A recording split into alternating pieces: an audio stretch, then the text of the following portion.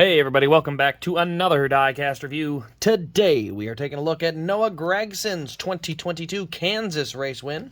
I don't remember if I had any clips from this race, so if I do, I probably plugged them in ahead of this one. But this one was a little different because it was called a little bit early. This race was taking place at the Kansas Speedway, and the race ended just past the end of stage number 2. I don't actually know if they actually hit the official halfway point. I was a little bummed from one side of it. It was good to see Noah win. This is the first time I actually got to see Noah win a race in person. I also got to see him win literally the next week in Bristol.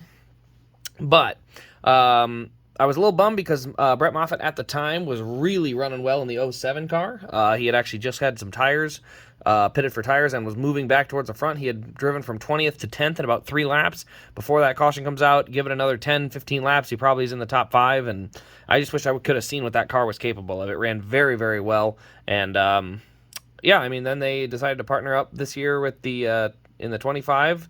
Not a full-blown Stewart Haas car. This is a car of their own, but just overall kind of a good, good baseline of what he ended up getting into. So anyway, I was at the race. Let's go ahead and start, though, with our race win card so I can show you. Kansas Lottery 300 winner, September 10th, 2022. There's the Kansas win trophy. So that's his second win at Kansas. He won the trucks there, too. But here we go. Let's go over here to this side. Time of the race, 1 hour, 13 minutes, and 37 seconds. Started 5th on the day, 93 total laps. There were supposed to be, for 300 miles, at 1.5 miles, means you got to run, 200 laps, I think? So 93 of the 200 laps. They did not actually get to halfway. They only got to halfway based on that. Led 20 laps, and it ended under caution. He had a great restart that helped him get out front. He actually hadn't led all that much. Well, I shouldn't say all that much. He did lead some. Did it say he led 93 laps? No, 20. He led 20. But yeah, he had a great restart that really propelled him out there. There's the race win sticker in purple. And let's go ahead and look at our box. So standard 2022 race win box for the NASCAR Xfinity Series. There you can see the render of the car. And like I said, it is a raced version from a rain washout, so I'll show you what it looks like. But there is a little bit of a lack of normal wear and tear, if you know what I mean. So let's go ahead and take a look, though. All right, so here, down the left side, you'll notice not a lot. You can see a couple little specks of rubber on the front. The Kansas is pretty good for chewing up some tires, but like I said, they did not even get half of the full race distance in. So you see a little bit here on the left front. You can almost see almost like a water kind of circling around there.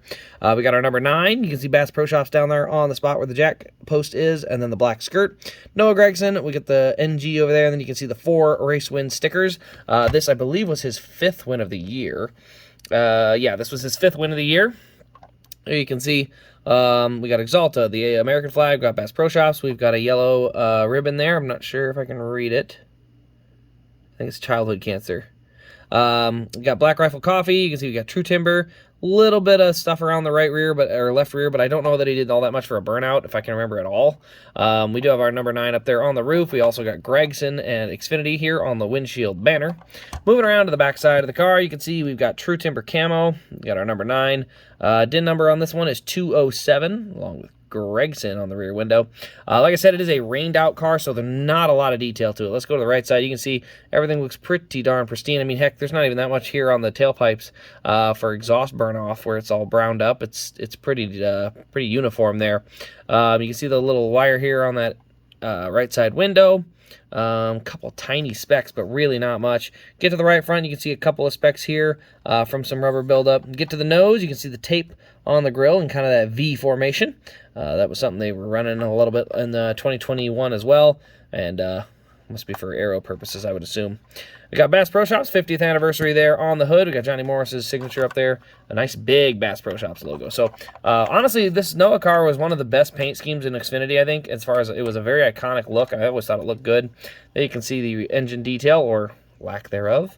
But I always thought this was a really good paint scheme for Black Rifle Coffee, True Timber, and Bass Pro Shops. This was just a solid combination. Ran for 3 full years, 2020, 2021, and 2022, and definitely won a lot more races in 2021 and 2022 when they got 3 and 8. Or was it 8 or 9? This was his 4th, and it was his 2nd in a row. And then he would win 2 more, 3 more, so this is 7? No, this was 5. This is his 5th win. I think it's 8. Yeah, he had 8 total wins. So a lot of wins for Noah last year, and this is only number 5. So we've still got Bristol, we've still got Texas, and we've still got Homestead. So a lot of cars left to show off yet. But anyway, this one is my sister's car. This one's going to be heading up actually to her collection because the one I got will be autographed, so I don't have to take it to the track. But she wanted to get her signed in person. Totally understand that. You know, I always like getting cars signed in person too. But I also know that Noah cars are... you know, not too expensive for autograph versus non-autograph, so I've kind of made that decision. But anyway, guys, you can actually pick one of these up at rasdiecast.com if you're looking. The autograph ones are not in yet, just the non-auto. And we also have his, I believe, all of the other cars in non-autographed as well. Maybe not Phoenix, but I think we have a Dega, a Pocono, the beautiful Darlington car is also in. So if you're looking for any of them, you can check them out at rasdiecast.com. Other than that, guys, thank you all for watching. I hope you have enjoyed, and we will see you in the next Diecast review.